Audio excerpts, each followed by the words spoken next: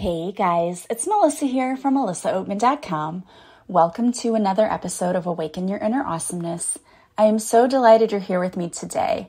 Today we're going to be talking about the cycle of life, the cycle of death and rebirth.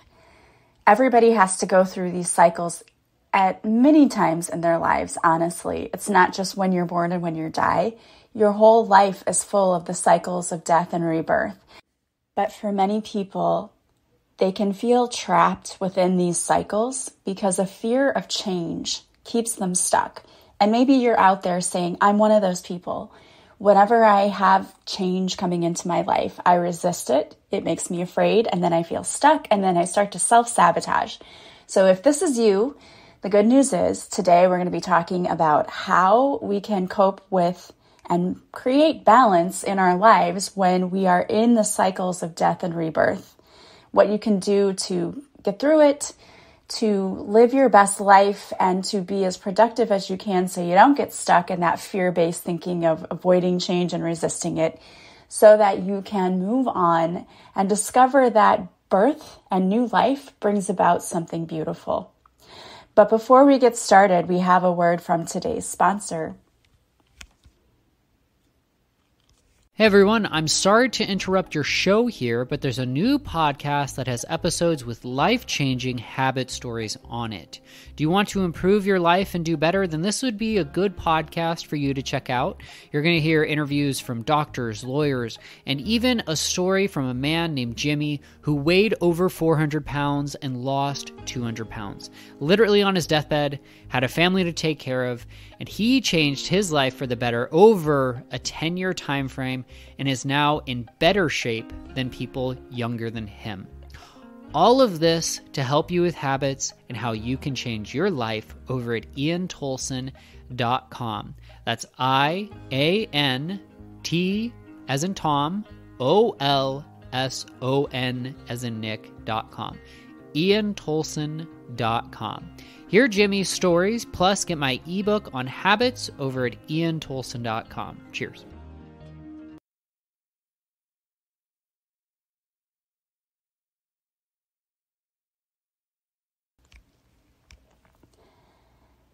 All right, guys, so life is all about death and rebirth.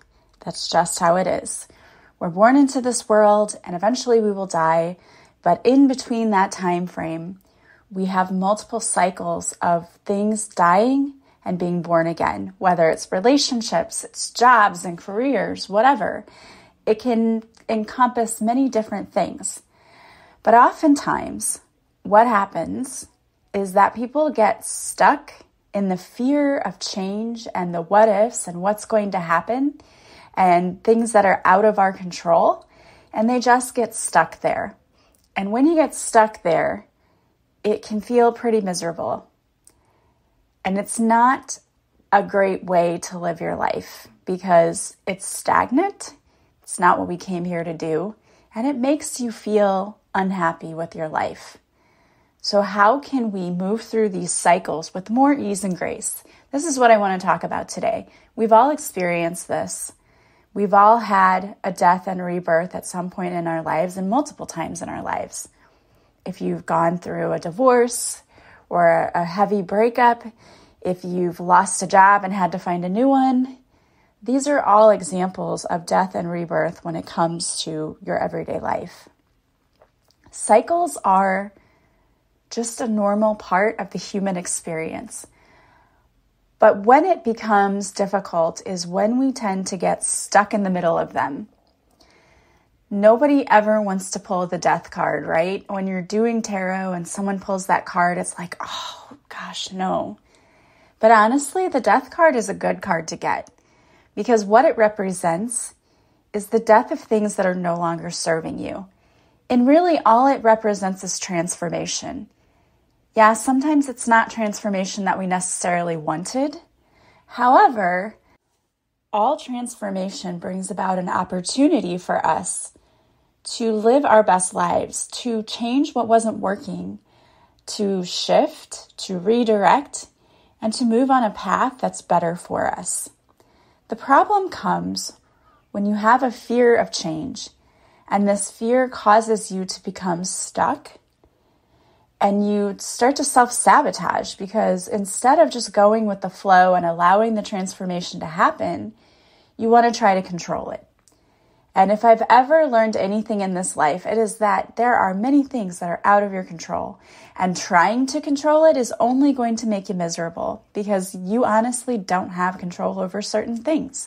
We don't have control over other people. We don't always have control over how and when things show up in our lives. And it's that uncertainty. That's the thing that brings about fear within people, because we're human beings. We like to have certainty, right? We like the known, the familiarity. We want to have that. It's when we get into that area of the uncertainty, I don't know what's going to happen, that we allow ourselves to let our minds run away with us. And we create all kinds of situations in our head. And what it actually does is creates anxiety and fear. And then we get stuck. So how do you know if you have a fear of the unknown? One way to tell is if you feel stuck or unhappy, but you avoid creating any kind of positive change. You stay in a failing relationship even though you really want to leave. You don't strive for the ideal career when you're miserable in the one you currently have.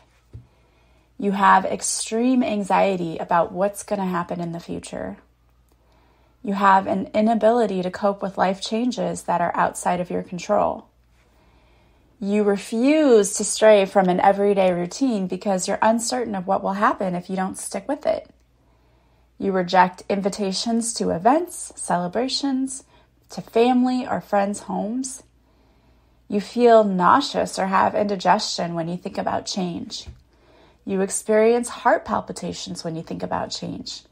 You find yourself shaking, sweating, or trembling, all at the thought of any kind of change in life. A change or a fear of change can also be related to fear of failure or a fear of success. It could also be related to self-doubt or worrying that you're going to upset others, that they won't understand why you're doing what you're doing. And that's all understandable. Those are all very human qualities that we all have experienced at one point in time. Sometimes they come from our childhood and sometimes from past lives, and we have to deal with those. But sometimes there's constructive fear, and then there's destructive fear. Constructive fear alerts us to possible threats, like keeping us safe from danger, right? Like I need to be making sure that when I walk alone, I have my keys out and ready. You're on high alert because you're trying to protect yourself. You're keeping yourself safe. But destructive fear will alert us to non-existent threats. There's no actual threat there, but our mind will tell us there is. And that can cause us to self-sabotage. Some of the symptoms of this destructive fear could be depression, anxiety, isolation, avoidance, stress, substance abuse, staying in unhealthy environments, staying in toxic relationships, or, and this is an extreme case, some people may even have suicidal thoughts. So how do you cope with this fear of the unknown and this fear of change so that you can experience the death of something to get to the rebirth part, the part that's really beautiful, the part that transforms us and helps us to understand that there was nothing to be afraid of all along. The universe had our backs the whole time. The universe was bringing about this change in order for us to become better than what we are right now. How do we get there? One of the things you can do is to journal about your fears. Journaling your fears helps you to shift them. And I'm going to say this again because I get this all the time. I always have clients who will say, I don't like to write. I don't want to journal. I get it. You don't have to write it down. Journaling is just a way of reflecting. And you can do that without writing a single thing down. When I used to have to drive an hour to and from work, I reflected on my day every day when I was on my way home. And that helped me to de-stress and decompress so that when I got home, I was not thinking about the school day and I didn't have to worry about it and it wasn't causing me to be in a bad mood. So I didn't take out my day on my children when I got home. You can journal internally by thinking about the things that you would write down. You don't actually have to write it out. You can even record yourself speaking about the fears that you have. Some people might want to do that if maybe they don't remember what they were thinking about. This is recording for you so you can go back later, because our brains are filled with so many things. We forget what we were thinking about 5 minutes ago. So if you feel like your brain is that scattered, you may want to record yourself talking about it. But if not, you can simply think about your fears. What's causing the fear? What's it really about? Because it's usually about something different than we think it's about on the surface. Why am I really fearing all of these things? Well, I'm fearing getting a new job because I think I'm not going to be financially supported, because there was a time in my life when I struggled financially, and I'm relating it to that same time. Is that where the fear is coming from? And is it rational or is it irrational? Thinking about those things and journaling about those things can help you to understand what it is that's really holding you back. Meditation is also a great way. Again, this is all about going inward and reflecting.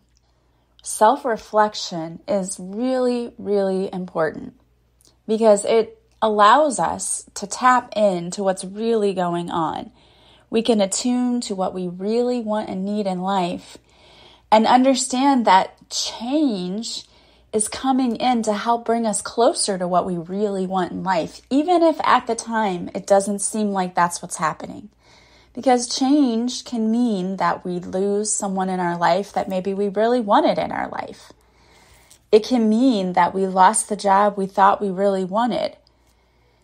What we can't always understand is that there's a divine plan for our lives, and there's divine order, and there's divine timing, and everything does work out the way that it's supposed to. But it's hard for us. I had a conversation with my son the other day, and I felt so bad because he said to me, I'm just so tired. I've had so much to deal with in my life. And he's not even in his late 20s, right? He's in his early 20s. He hasn't even become a true adult yet, really, in my mind. And he's had to deal with so much. And I said, I understand, and I get it. I really do. But this doesn't mean that your whole life is going to be like this.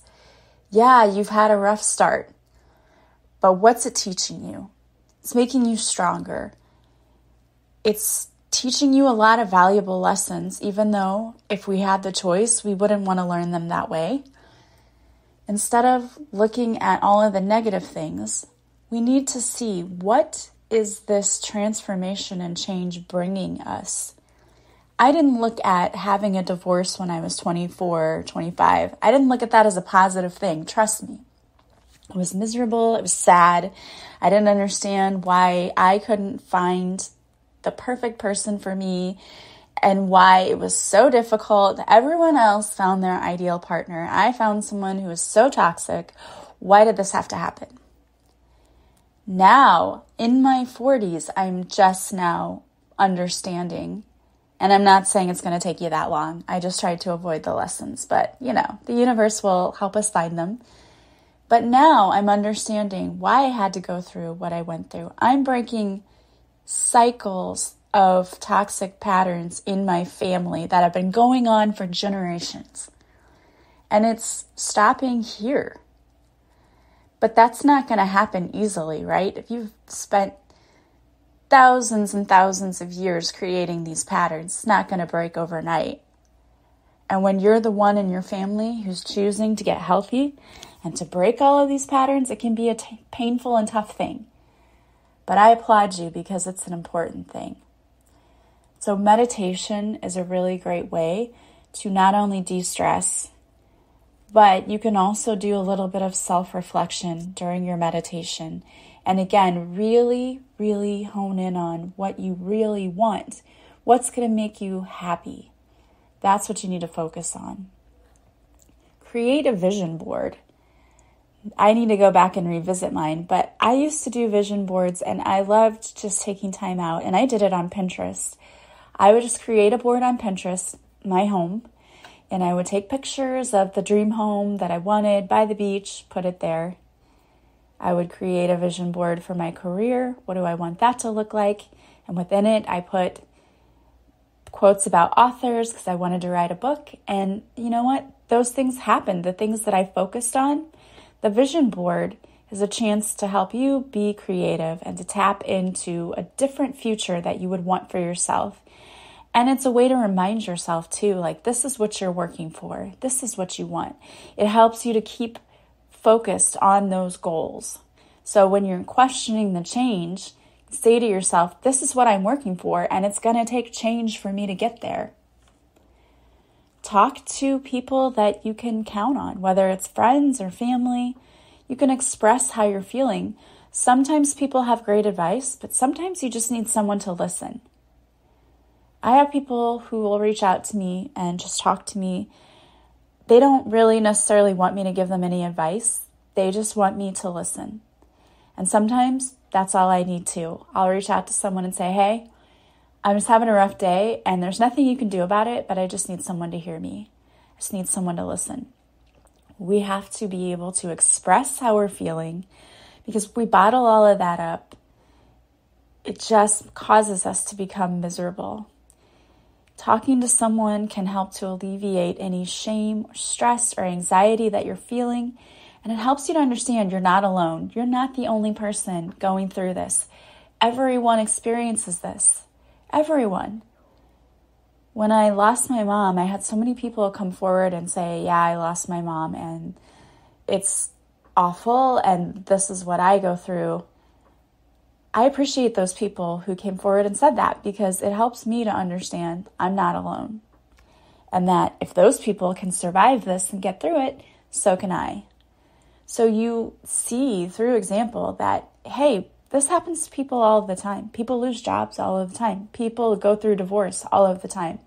Relationships don't always work. You're not alone. And the good news is you'll get through it and it's going to be okay. And most of the time, you come out even better on the other side when you take the time to understand what was the lesson. Because often there's a very glaring lesson in what happens. Sometimes it's that we need to be putting ourselves first. Sometimes we need to slow down. Sometimes we need to be with people who treat us better. The lesson's going to be different for every person, but there is a lesson there.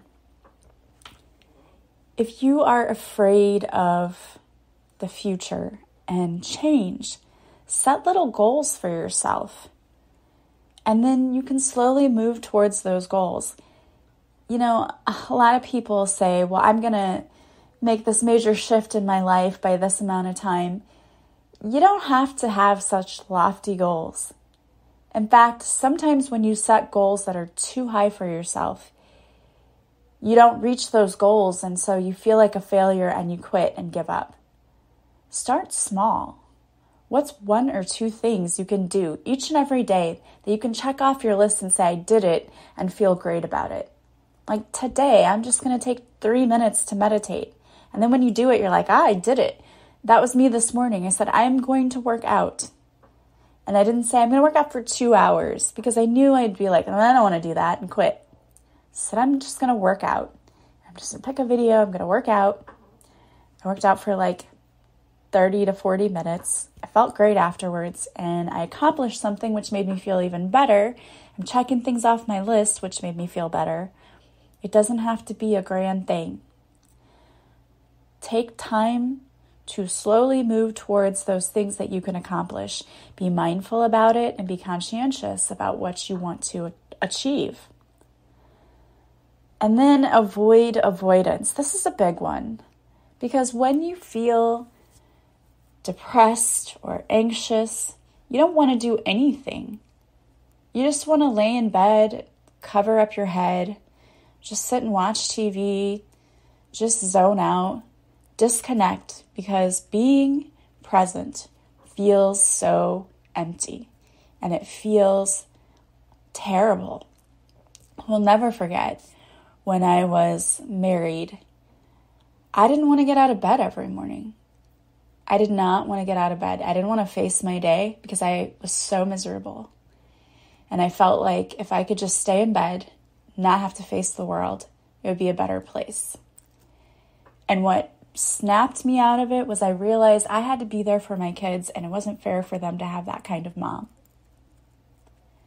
So I had to make myself snap out of it and take action.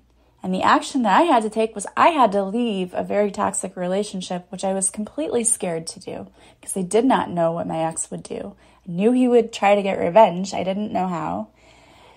I didn't know what to do, but I knew I had to do something because I could not continue living the way that I was living. And that's why I wrote my book, Beautifully Broken. I wrote that book to tell my story and to show others that you can do anything. You can get through anything. It took me a long time to heal, but I found all of these tools that helped me heal, and I wanted to put together a blueprint to help anyone who's struggling with loss of any kind. It doesn't even have to be a breakup of a relationship. It can just be any kind of loss of a job, loss of a loved one, to get you to heal with more grace and ease and in a faster time than I did, because it took me a long time. And that's why I wrote that book. You have to stop avoiding situations. Avoiding necessary change can lead to a buildup of stress, and it leads to harmful situations. Fear of the unknown is often more anxiety-provoking than it really needs to be. We make up scenarios in our head of everything that could possibly happen. And most of the time, those are just stories. Those things would never even actually happen. Instead of looking at what could happen as a negative thing, reframe it as an invitation that new possibilities could bring in beautiful things. Even though I'm dealing with this, even though I lost my job, a better one's coming in. One that I love and that I can't wait to get up in the morning to go to. Even though I lost that relationship, a better one is coming in. You know, the universe will never take things away from you without replacing them. And I know that sounds like a lot of BS to some of you out there going, but what if it's the last loved one? And I get that. And that person can't be replaced physically. But the universe will bring in a tribe to help you get through it. And I've seen that in my own life. People will step up and want to be there for you, and if you let them and if you allow it,